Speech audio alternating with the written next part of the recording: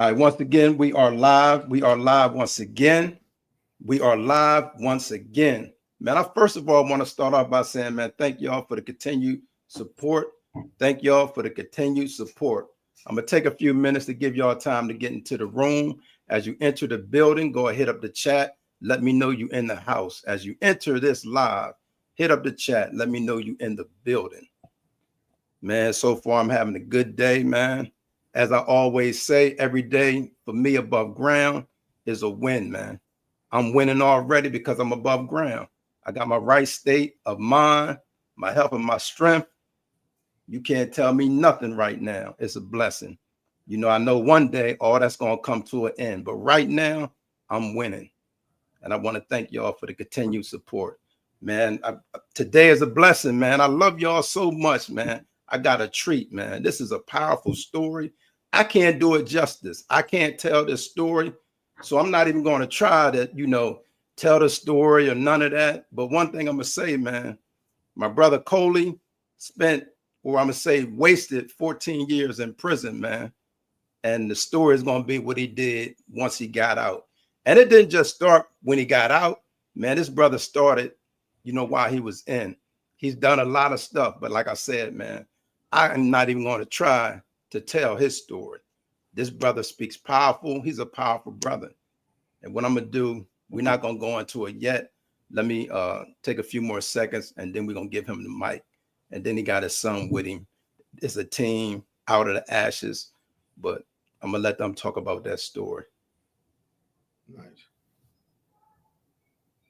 We're going to go ahead and get started and then just let people come in. And what we'll do is, after the welcome, you introduce yourself basically, and then I throw a few questions at you. At the end, if people still there, we're going to take some questions from the audience. Cool. That's good with you? Sound good. Yep. All right. With no further ado, man, we're going to welcome Coley and his son, Ahmarr. Thank you for coming. You're welcome. Good morning. Good morning, everybody, or good day, depending on where you are. My name is Coley Harris. Good morning, everyone. My name is Ahmarr Melton. And we are the co-founders and owners of, which is a organization that, well, I'll let you describe it. You're a little bit better at describing it than me. Out of the Ashes LLC, what we do with our heart is it's so much. It's so much. What we're doing today is we're training and developing drama therapy inspired presentations to address a myriad of issues in our community, such as parental incarceration, re-entering back into society, post-incarceration, opioid use disorder, violence prevention, and the list goes on and on. Mm-hmm. But it didn't always start there. We started back in 2015, and our mission was simple. Our relationship, we saw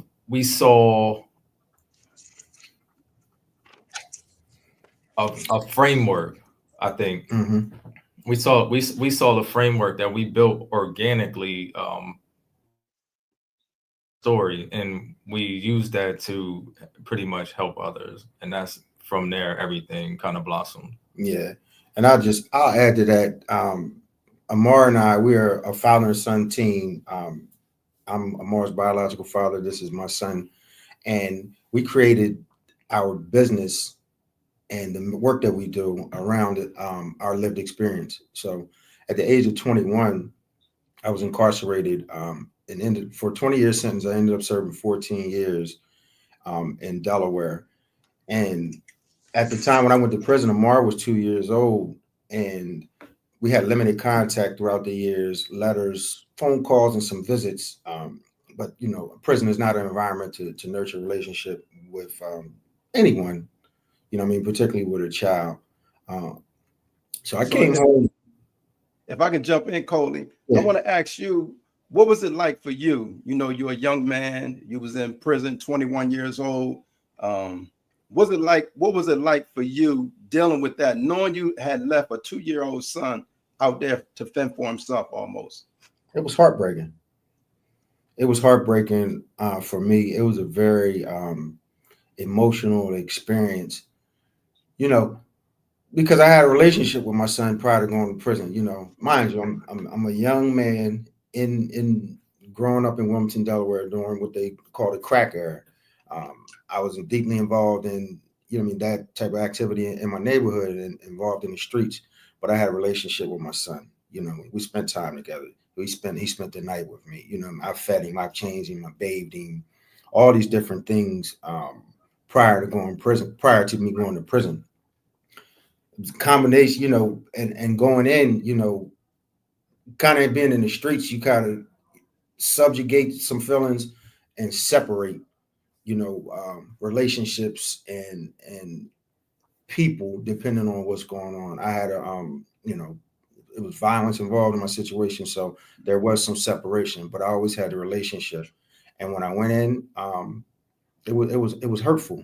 One thing that bothered, and this is from my own, this might be a little transference from my own feelings, but growing up feeling a sense of being alone and loneliness at different times in my life, that was the thing that probably hurt me the most about when I thought about my relationship with my son and not being in his life to kind of mitigate some of those different feelings and just help him deal with, navigate the challenges that I'm sure life was going to bring his way. So let me jump in. Ahmarr, let me ask you now.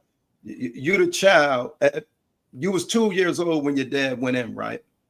Right. Real quick, you ain't got to say what, but did you kind of know, or did you understand, or at what age did you understand your dad was gone? He ain't going to be back for a minute.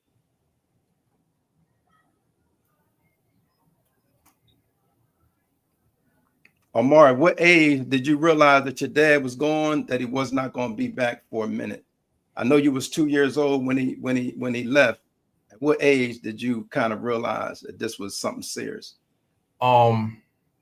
So that question is two parts, right? When I realized he was gone was fairly early in my life, maybe 5 or 6, somewhere in there. Actually, I take that back. I realized he was gone, yeah, maybe around 5, because I was thinking back the other day. I remember visiting him and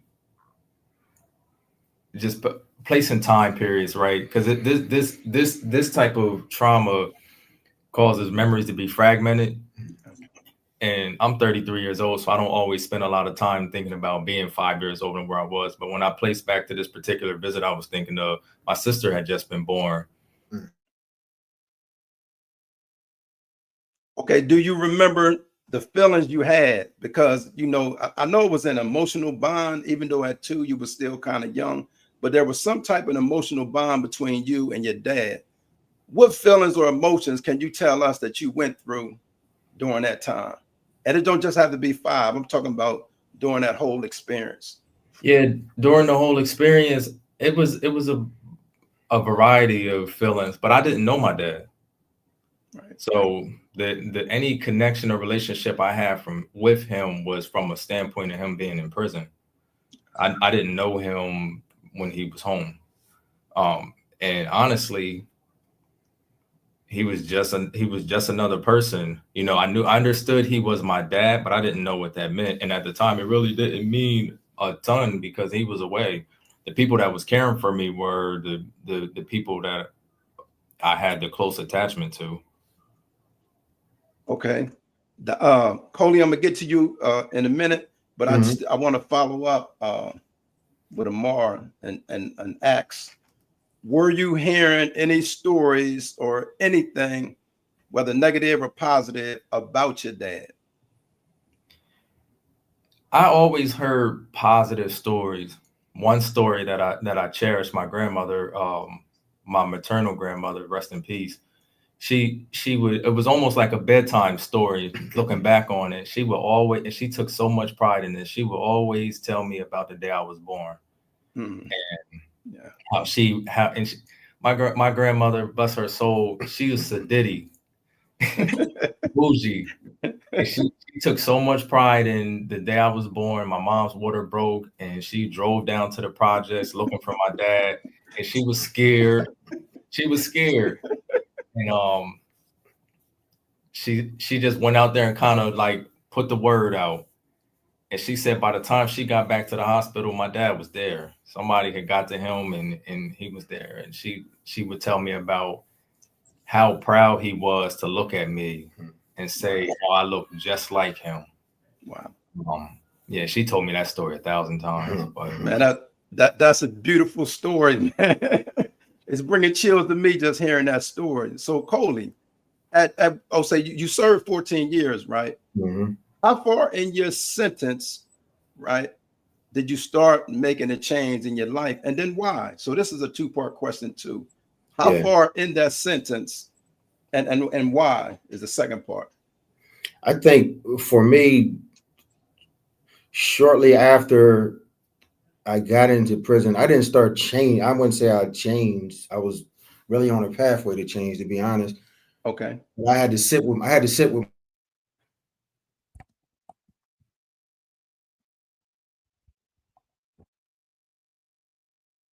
You freezing up. You're freezing up. I don't know if that's my end or your end. Your screen is freezing up on me.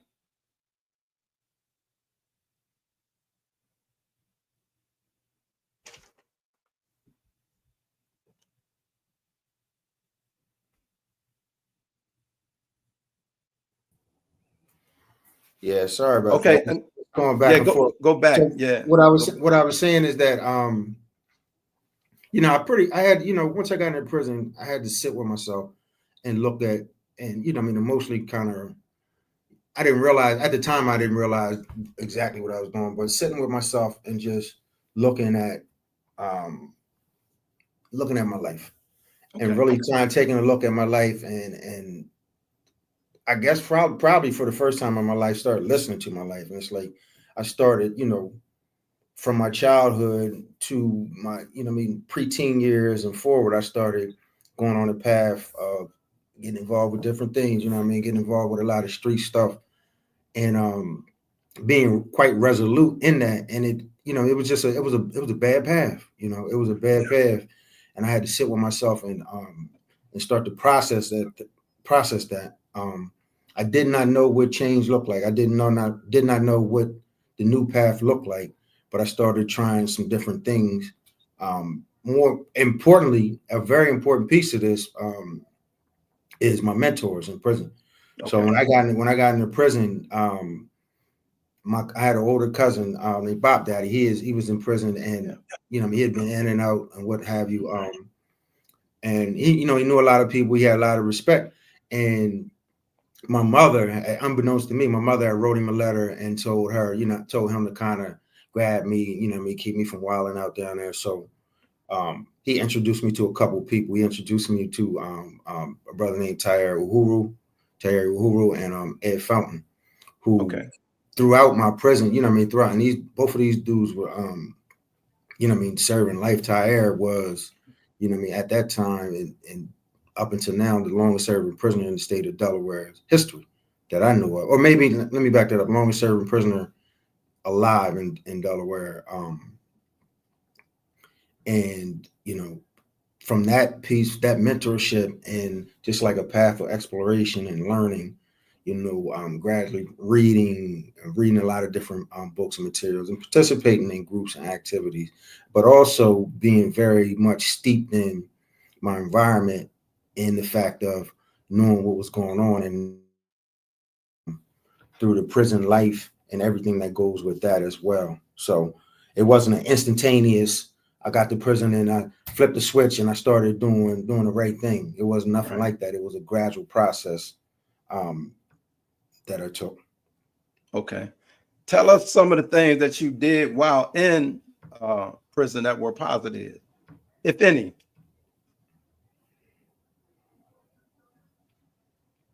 Coley, tell us any of the positive things you've done in prison that were positive. Say that again. We had a little lag. Microphone. Okay, that's cool. Let us know, or let the audience know, any positive things within the prison that you did that you may have considered positive, or some things, because as you said, it was a process So Yeah. just let us know some of this journey. Let us know the journey. I would say, it's quite a few things, but things that stand out probably most prominent is I got involved in a group called Project Aware, and it was a youth intervention program in the prison that started back in 1978, and they would bring children from the outside, and high schools, middle schools, and colleges and universities in to talk to us about the prison experience and some of the things that led to us getting to prison. You know what I mean? You familiar with it. I created a program called My Brother's Keeper, which was pretty much codifying or creating a program framework around mentoring, the mentoring network, the informal mentoring network that was inside of the prison. I wrote a couple books while I was in, one called Something Like Freedom, the other 15 Laws of the Street. And I was deeply involved in a lot of programs and activities inside of the prison. Also deeply involved in my faith, in my religion. And that was some of the positive things. Probably the one last thing that stood out to me very prominently is, and I'll never forget this because it was a powerful moment. We were in, myself and some of my other colleagues that I was working with were in a treatment program, and we did a informational report about the program, which was sent out wide and far in Delaware, and it helped to bring a lot of insight and light onto this program and what the work that individuals was putting in to work to better ourselves or rehabilitate themselves. And some brothers ended up getting opportunities from that to go to a program in North Carolina, I want to say, called TROSA. It was a kind of reentry rehabilitative program down there. So that was one of the highlights of my time. Okay. So being a part of, check your thing, because look like you're freezing up again. Check your system before I ask this question. Say that again. Okay, you good. You had froze up for a minute. So I was saying check the system before I asked the question. Okay. So you was in the Project Aware program, and they was bringing in teenagers from different programs, and y'all would speak to them, to share your life stories. Did that kind of help, or where was Ahmarr at? Did that help with your relationship, or even the words to even be able to say to him? How did that kind of parallel with your work towards your relationship with your son? I think it definitely helped. Project Aware will help me stay abreast of the issues and challenges that young people were facing in the community. So, and that was kind of stuff that I tucked in and I guess analyzed and looked at it from different perspectives to be able to assist with or help me address with Ahmarr if need be when I got out. But it was just really probably the greatest benefit was me working through and talking through my own experiences, my own traumatic experiences in different parts of my life, and helping me process that. Okay, we great get out of the prison, but I got a few more questions within the prison. But I want to talk to ask Ahmarr. At what point were you starting to anticipate? Because the relationship was limited, maybe letters, a visit here and there. At what point, or was there a point before your dad came home that you anticipated his return? There wasn't a point, because I didn't know when he was coming home. I just got a phone call. I was in the 10th grade, and I got a phone call saying your dad is in the halfway house, and it was wow. I didn't know he was coming home. Wow. So take us there. You 10th grade, right? You got a dad in prison. In your mind, his life is so far away, he's never coming home. So that day when you got the phone call, share with us what you felt. Yeah, I didn't know what to feel. Okay. It was just a different day. I don't want to say it was. I don't want to say I wasn't excited, but I didn't know what to feel. I was in the 10th grade. I was 15, turning 16, and I was pretty much finding myself. Okay. And now we're adding a new piece into the mix. Okay. It wasn't like the days when I was a kid and actively yearning for this person to participate in my life. It was, I'm 15, and at this point, a handful of friends had been to jail and came home. And it's high school, and you hear things and you see things, and I was thankful for sure, but I didn't know how to process that. And on the dual side of that, I was praying that I didn't get locked up and or killed. So Right, exactly. yeah, Exactly. juggling. So real quick, I was gonna let y'all know the screen need to be adjusted. Your logo came off. Yeah. But the question is, can y'all adjust it real quick? Yeah, we're So working there. for you, Coley, Mhm. the day came, right? Because in your Yep. mind, you probably was anticipating you probably gonna have to do that 20, correct?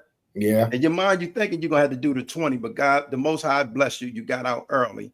Share some of the challenges after being in prison 14 years. What were some of your early challenges that you faced? Just adjusting, really. Just a lot of things had changed. The landscape has shifted. Probably the most significant thing was me realigning who I was as a man, as a human being at 35 years old, versus 21 years old. Realigning that, my experiences in the community, or realigning that person with the actual environment that I was in. Okay. So Well, I continue to, well, not continue, excuse me, when really working on trying to figure out who I was going to be yeah. in that space that I was in, particularly then, as coming home. Some of the regular things like challenges with technology were there. Um, Obviously, trying to build a relationship with Ahmarr, that was huge on the list. So it was different things. Yeah. Trying to get back into the workforce. Second chances, and you know what I mean, all that type of ban the box and all that stuff like that is great, and it's here now. But when I came home, it wasn't none of that. Right. People was throwing your application in the trash can. I've been home 17 years. People was Right. throwing your application in the trash can when you came home. You know what I mean, you put in there, you ain't got that huge job history gap, or you know what I mean, God forbid you.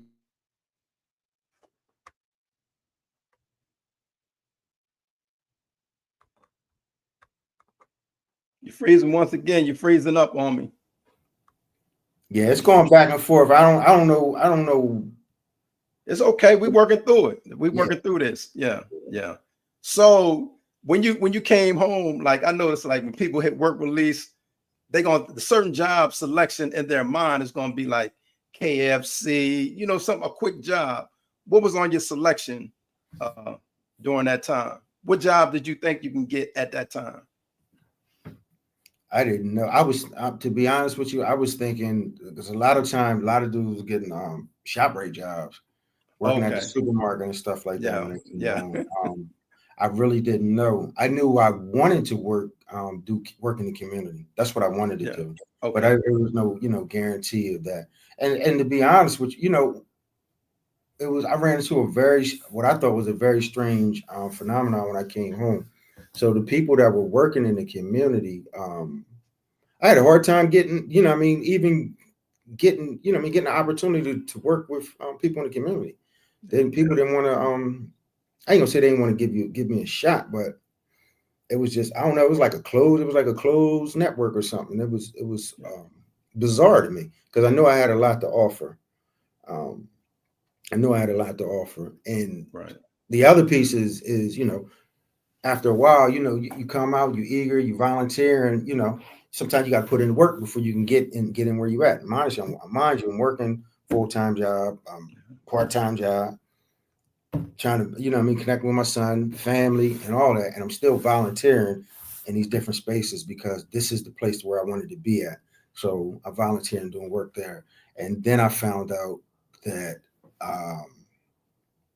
it was a hustle. They would take advantage of you and volunteer you to death, and not really give you an opportunity to get in. So I had to make a way for myself. Right. And we're gonna go on because we know we got to get into the out of the ashes, the whole concept, the everything involved in it. But I still want to continue to walk through on, do you attribute, because I have some experiences, but this is about you, it's not about me. Mhm. Do you attribute, when you was trying to go to these different places and volunteer, what do you contribute that to? Was they looking at you might be stepping on their toes, or was it he a convict? What do you contribute that the most to? I contribute to lack of vision. Okay. I believe that the people that I would attempted to get connected with at that time, and it's still present today, lacked the vision to see how.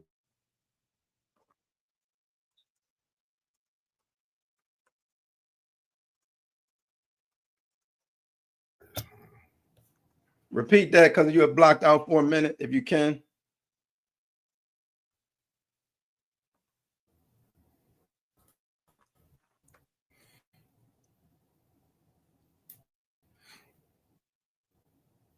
You came in and you froze again. Okay. Yeah, we playing with another network. We're trying another network now. Hopefully it doesn't freeze. Right. I attributed the barriers and obstacles to my entry into the workforce or the work field that I wanted to work in. I attributed those barriers to a lack of vision by people that were in leadership and not being able to see how other individuals, younger individuals with different experiences come in add value to the work that we were doing and the organizations at that time. At some places, people to see diverse backgrounds can add to.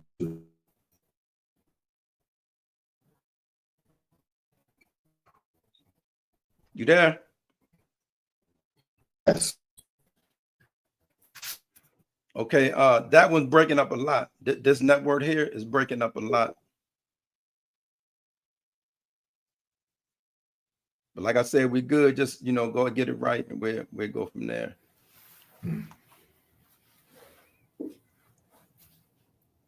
Okay, yeah, it's fine now. So go ahead, repeat like the last thing you said within the last, I guess, 20 seconds or whatever.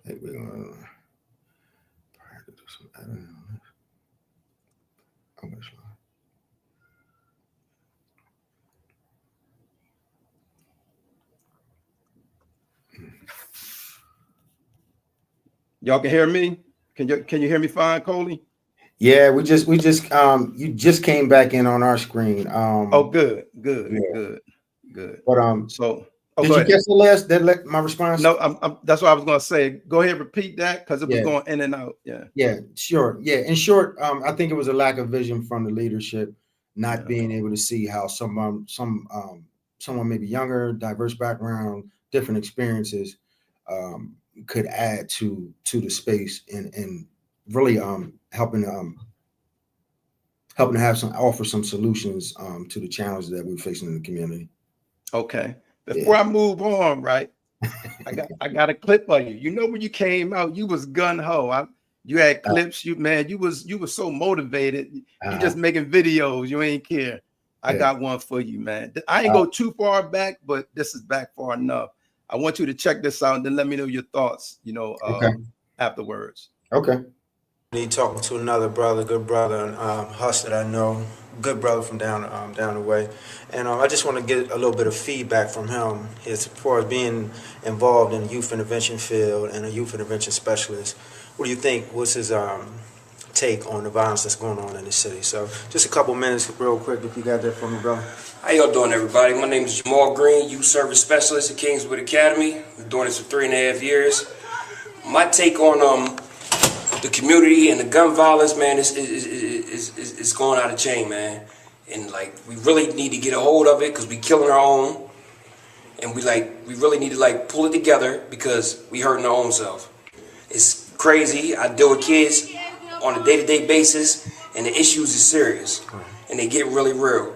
We hurting our home, and we hurting ourselves. Let me ask you a question real quick, Jamal. What's your thoughts about as far as what type of what do we need to do to solve the violence in the community? It need to be a little bit more hands-on. Like, we really need the brothers that really have an understanding of what's going on and been down range before. We need to get out here and we need to be hands-on with our youth, with our kids, with our babies, and pull it back. It need more intervention from everybody. All right. So if you had one thing to leave the young brothers with out in the street, what would you tell them? I got a lot I can tell y'all, but what I want to leave y'all with is, I got a lot I can tell y'all, but I got a lot I can leave y'all with. I'm gonna tell y'all to stand down, put them weapons down, love each other, and love your family. All right. Thank you, brother. And once again, it's Coley Hobson coming to you live and direct. Stand down on violence and stand up for life. Talk about it, man. What's your thoughts? Talk about it. That was a flashback there.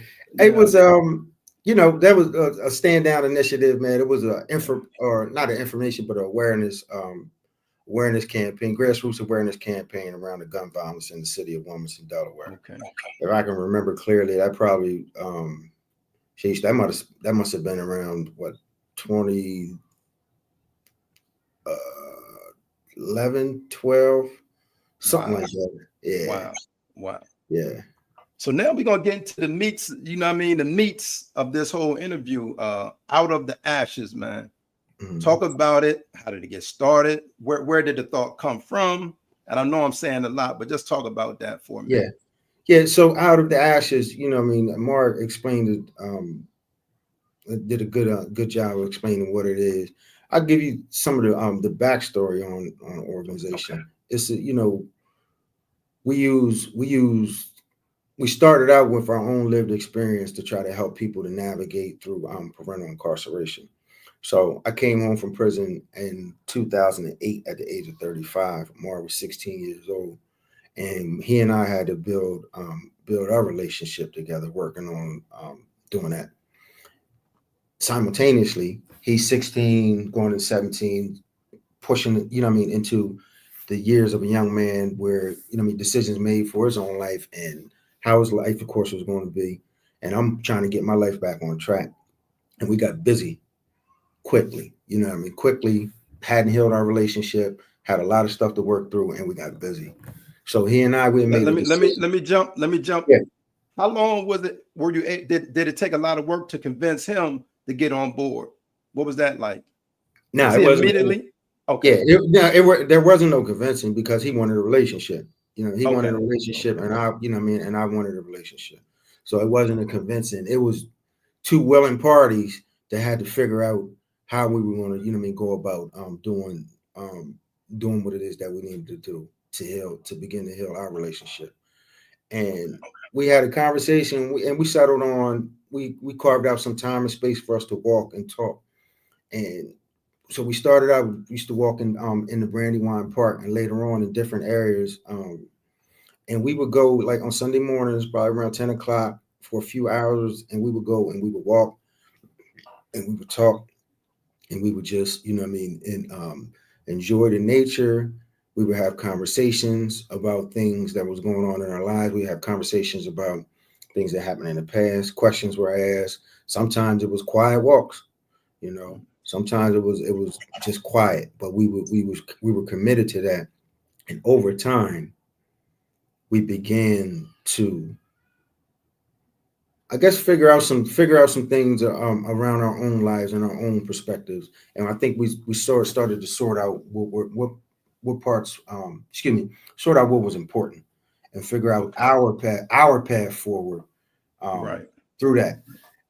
Part of that, in a while, it was a while too. Eventually, probably was about 7 years, 6, 7 years after we had actually started walking, maybe 5 or 6 years after the actual walking, that we started realizing that we had our relationship had gotten better, a lot better than obviously when I came home, and a lot better than some of our peers. My own peers who were incarcerated and had children, his peers who had parents that were incarcerated.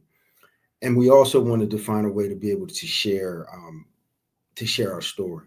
So we we chose to use drama, and we created a three act play, 3 monologues, me talking about my life, unpacking it, Ahmarr talking about his life and unpacking that. And then a third act is kind of like a representing a conversation for us, like meeting for the first time and talking about that, how we were going to create our path forward. We did it. We wrote our scripts. Eventually it was some challenges with that, processing that trauma and working through. I let Ahmarr share whatever he would want to share about that. But to get to that point, and we did it, and we started practicing, and we put on a presentation at the Nemours Theater in Delaware, sold out. And from there, the presentation was powerful, but what we quickly learned was that the Q&A was as powerful, as powerful as the presentation. And it was a lot there. And we never stopped doing it. And we kept working, doing Out of the Ashes, eventually growing, providing groups, workshops, one-on-one sessions with families and communities that were impacted by parental incarceration or impacted by incarceration overall. From that, we began to leverage the framework that we had built, which is in the vein of drama therapy.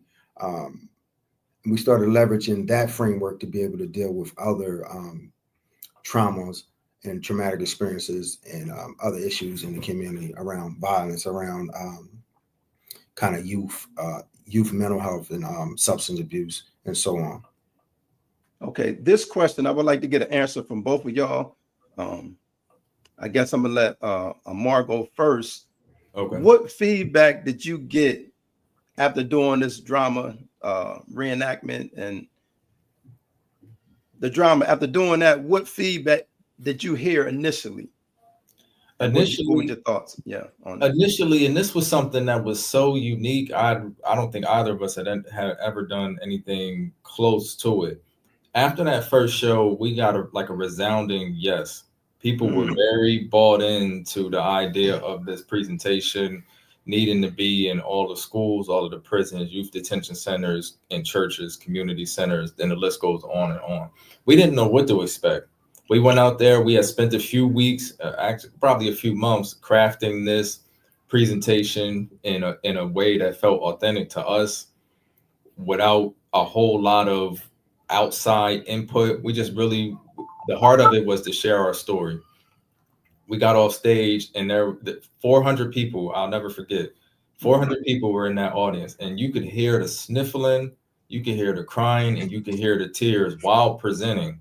And even during the Q&A, we moved so many people to an emotional state that I don't think either of us could have anticipated. Yeah. We knew we had something when, grown men, people we know and love, and even strangers, grown men and women who couldn't keep themselves together because they hit that emotional peak of, we touched on something that just wasn't being talked about. And I think that was all of the validation we needed to get to this point. Yeah. And I think before I get to you, Coley, I just thought about it. In case somebody want to get with y'all, what's a good email for this? I'm gonna type it in as you're talking. What's the email? Like if somebody would like to, get y'all to do the play or whatever, what's the email or what's a good contact that they can contact y'all? Because this need to go out. This information, this would you call it drama? What did you call it, Coley? It's drama. Our work is drama therapy based. Drama therapy based. Okay. Yeah. This need to go out, man. It's some HBCUs.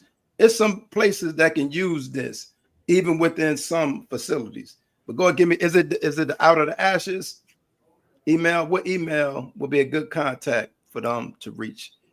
If anybody wants to contact us, info@outoftheashesllc.com. Got you. Go ahead, Coley. You had something for us. Yeah, I'm just going to add on that.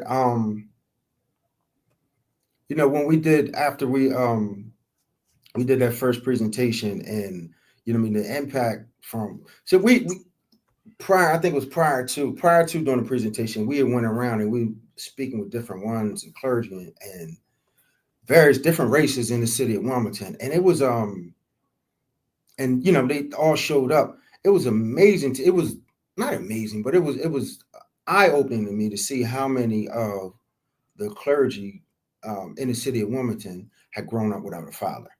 So we were talking about the stories. They would share their stories of it, and it wasn't around. I can't remember if any of them were particularly around parental incarceration, but it was still, that absence of not having a father, their death, substance use. It was a couple of different situations, and it was amazing to me how many people just connected with our issue. Connected with that parental separation, even though it was though they weren't always due to incarceration. Right. Right. Listen, it's a powerful word. I watched the video and you gave me a powerful word. Not going to say I never heard it before, but this was a powerful word. Let me get it right. This I knew it is for me. I got to pronounce it right. I don't even know how to pronounce it. Indomitable. Mm-hmm. Am I saying it correctly? Yeah.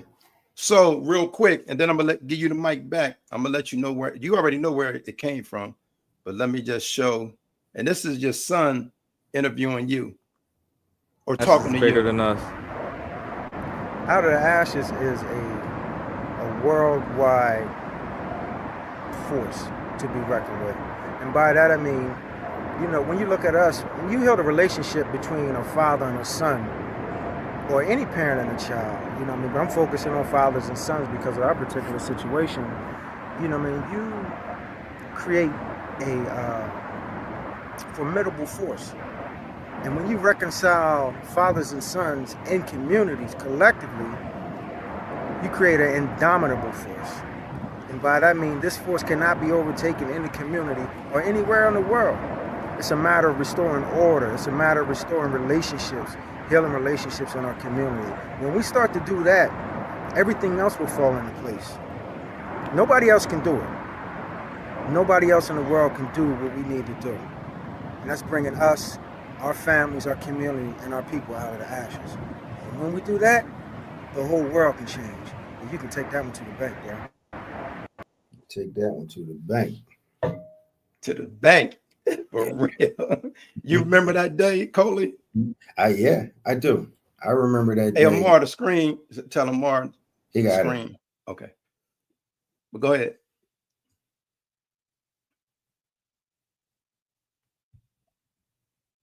In our work, as we started progressing in our work, we began to capture different moments through video and what have you. And that particular clip, we were talking about the importance of relationships between fathers and sons, and how you could, again, you can create an indomitable force. It's the relationship.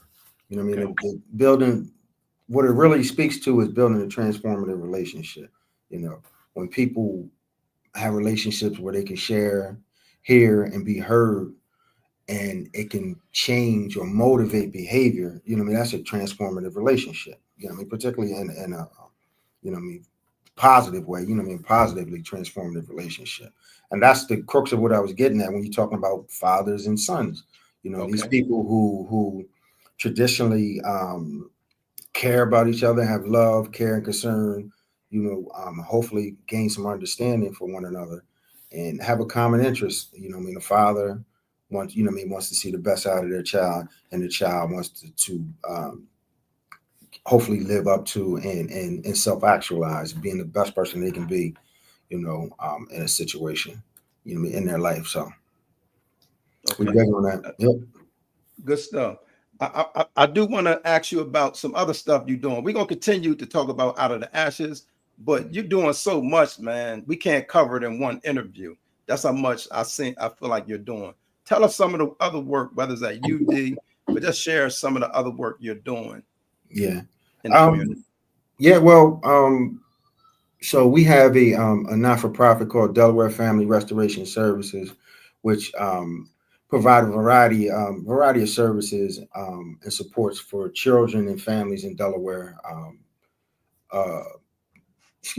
Summer camp, after-school programming, so on and so forth. Literacy programming. I do some research with the University of Delaware around participatory action research, around looking at violence and other correlators. Primarily in Delaware with street par under the auspices and under the umbrella of Dr. Yasser Payne, the University of Delaware.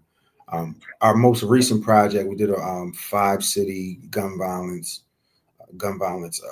research project in Wilmington, Delaware, Philadelphia, Crown Heights, Brooklyn, and Detroit. There was another site that got shut down, but ended up being 4 sites. Okay. And besides that, besides with Out of the Ashes and Delaware Family Restoration Services, that's pretty much where a lot of my time and energy. Okay. So I gotta ask you this. It froze for a minute, but I guess it'll come back in a minute. It froze up once. Okay, there you go. I gotta ask you this, man. And before you answer it, my question is, what does brotherhood, friendship? I'm gonna tell you why I'm asking that. What does brotherhood, friendship, and all that means to you? Because just knowing you is people that you have been friends with for like 40 years. So explain that brotherhood, friendship, loyalty, and whatever that means to you. They all kindred to me. Brotherhood, friendship, loyalty. They kind of all go into the same, in the same stew, if you will. Brotherhood, just being a brother to somebody, wanting for your brother, wanting for somebody what you want for yourself. Caring, protecting for each other, having loyalty to one another, challenging each other to grow and to be the best version of themselves. That's some good stuff. Loving it. And to me, hearing it, that's pretty much it.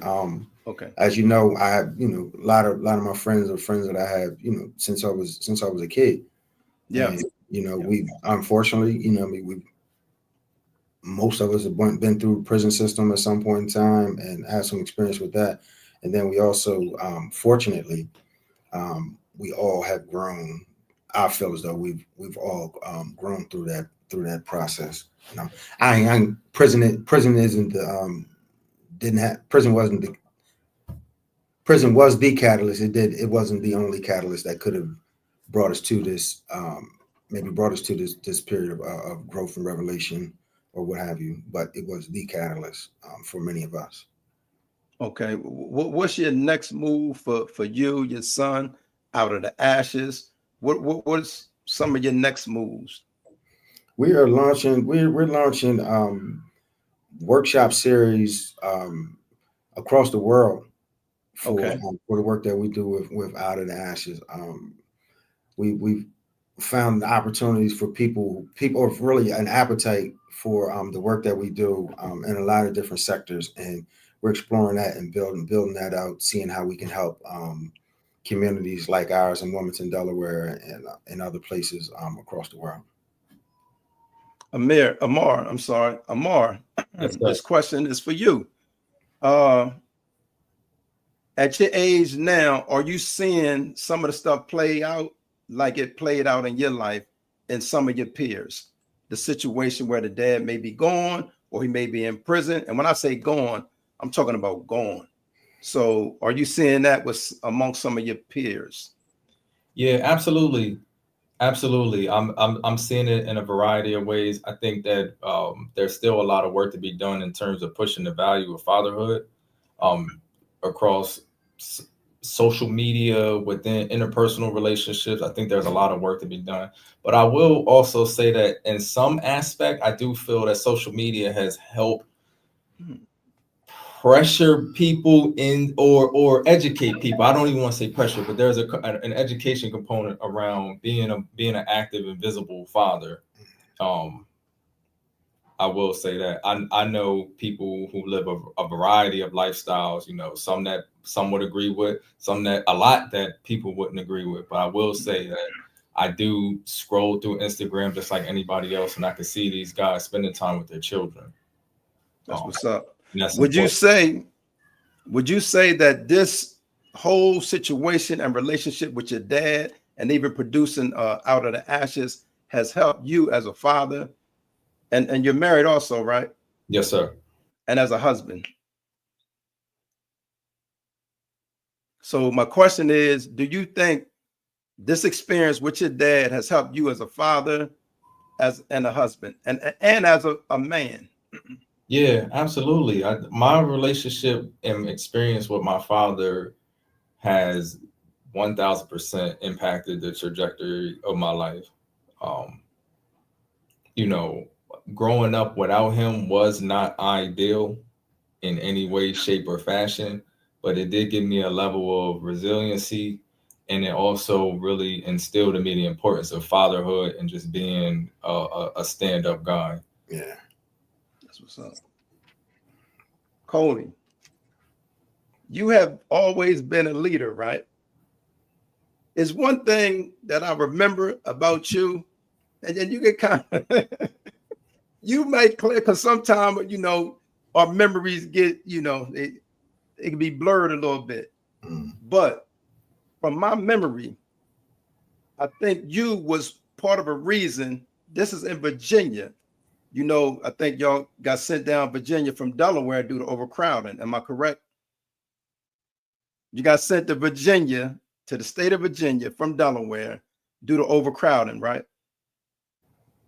You freezing up. You freezing up again. Yeah, we came back. I didn't catch what was the last part of that question? Okay, no, I want to say this, then let me ask the question though. You were shipped to Virginia from Delaware due to overcrowding, correct? Yes. Okay, my question is, because I remember it, but my memory can be blurred. You started a newspaper, right? And you would accept articles from individuals within that system. Does my memory serve me correctly? Yeah, we had an underground. Yeah, We had an right. underground. Underground, yeah. Yeah. Wow, that's crazy. Because yeah. I honestly, that had faded back in my mind, man. Yeah, we created a because in Smyrna, I used to, before we got shipped out, I created no, I didn't create anything. I was a part of a prison newspaper. Right. I was on there. I was a contributing writer in there. Yeah, the Isthmus.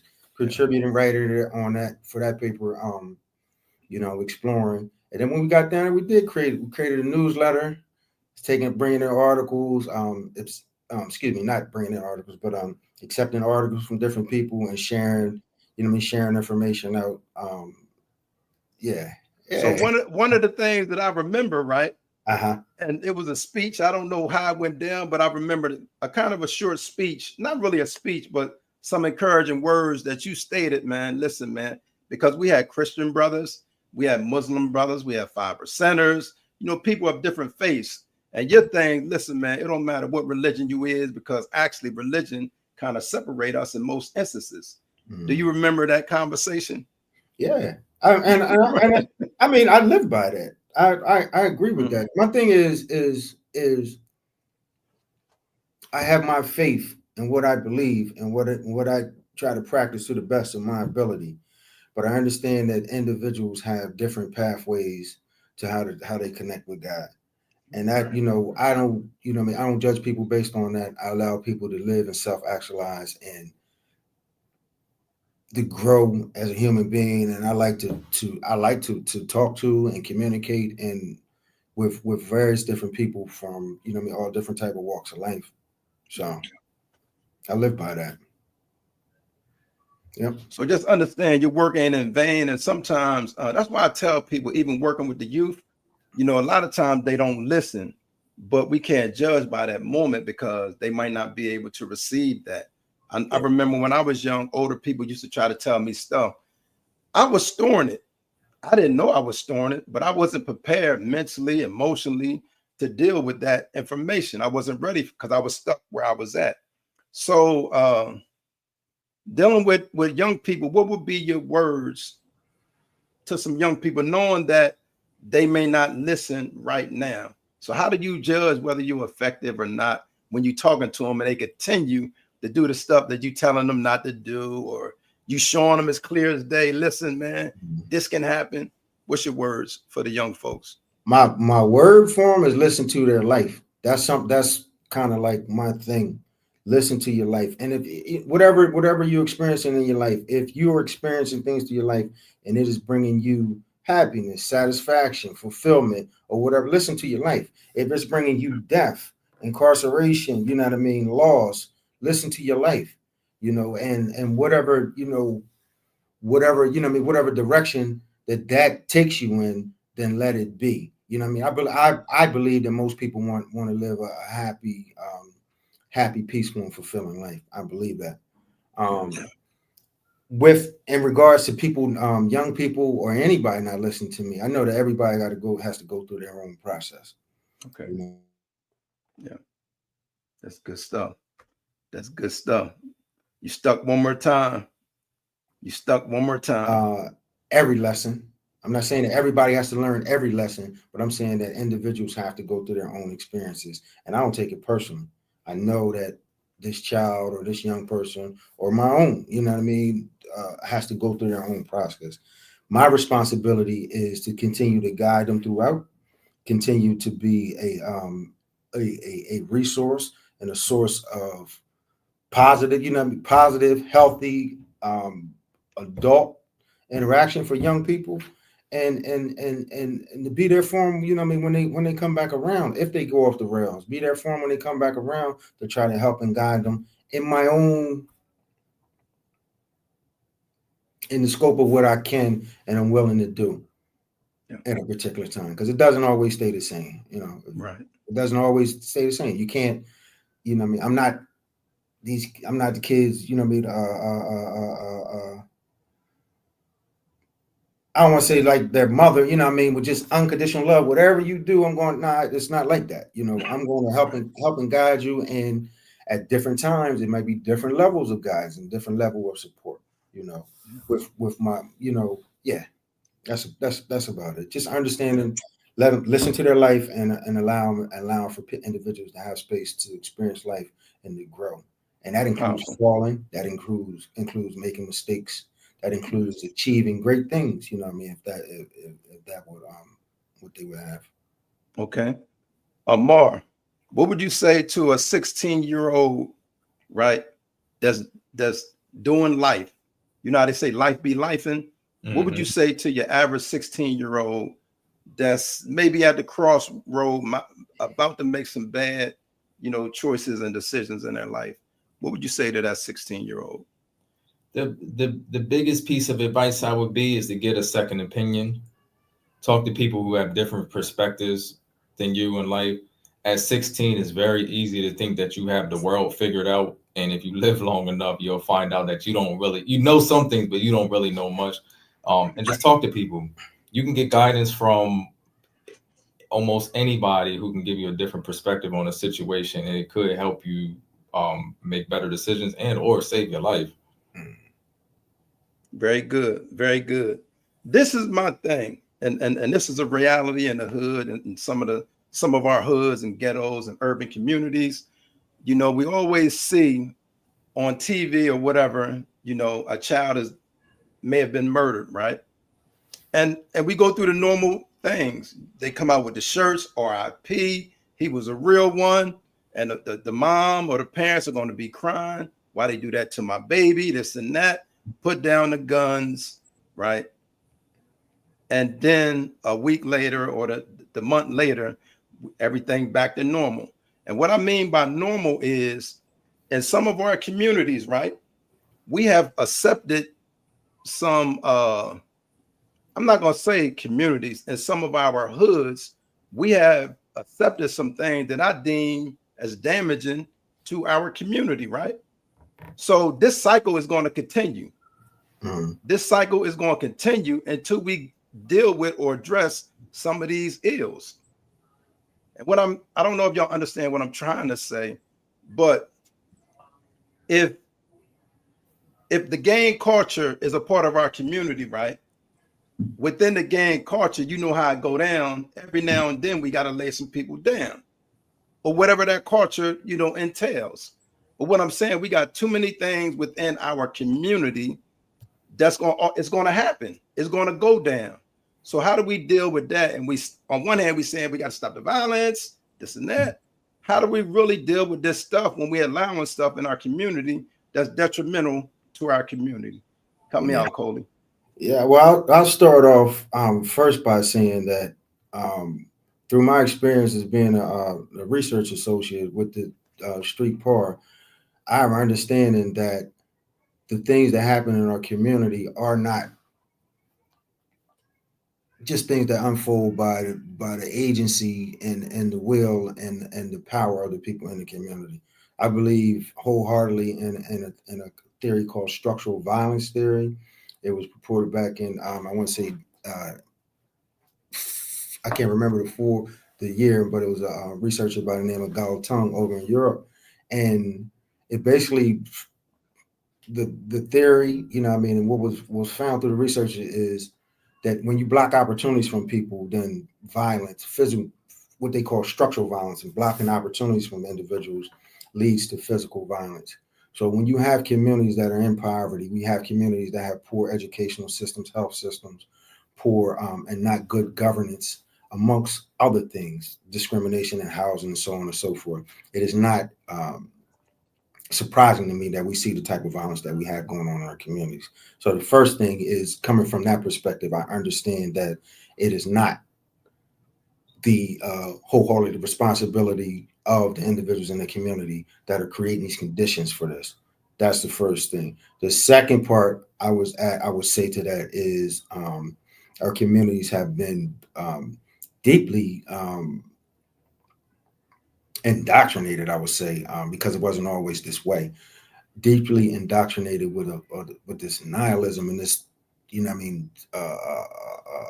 self-negating behaviors and activities around, whether it's gang violence, whether it's whatever, whatever the negative stuff that we see going on in some of our communities, particularly I'm speaking urban communities and Black communities. There's definitely some transformation that needs to take place in our communities. And that's a lot of the work that we do. We do work to help mitigate what's going on, what's going on. And most of the programs do, mitigate the harm that's happening in the communities, but I think we need to continue to do more transformative programming, transformative work that helps an individual to actually come out of the state that they're in and the mindset that they're in that's keeping them trapped in some of these communities. Cultures, cultures of violence, whatever they might be, that perpetuate, the violence and the behaviors that's going on inside of our communities. That's part of the reason why we do the work that we do, and our work has evolved, to really help to deal with some of these complex problems, because it's not easy. It's not easy. There's no easy, by no stretch of the imagination are there easy problems going on in the Black community. They're not easy to deal with or to change. But I think that we need to continue to build on the work. I think we need to continue to collaborate and work together and build transformative programs and layers of support that help young people to become stronger, more resilient in the environments that they're in, to be able to find some solace and some some solace and some refuge from that space, with adults also working courageously to deal with the challenges that we see going on in our communities. Okay. Coley, Coley, I see the work that you're doing, as well as with you and your son, Out of the Ashes, and just your work as a whole is bigger than Delaware. It's bigger than the tri-state area. And I know you had spoke about some seminars and workshops that you got coming up. How can somebody get involved with that? And how soon are we talking about the workshops and all that? Well, to get involved, Ahmarr provided the email. We provided, again, info at outoftheashesllc.com. Gotcha.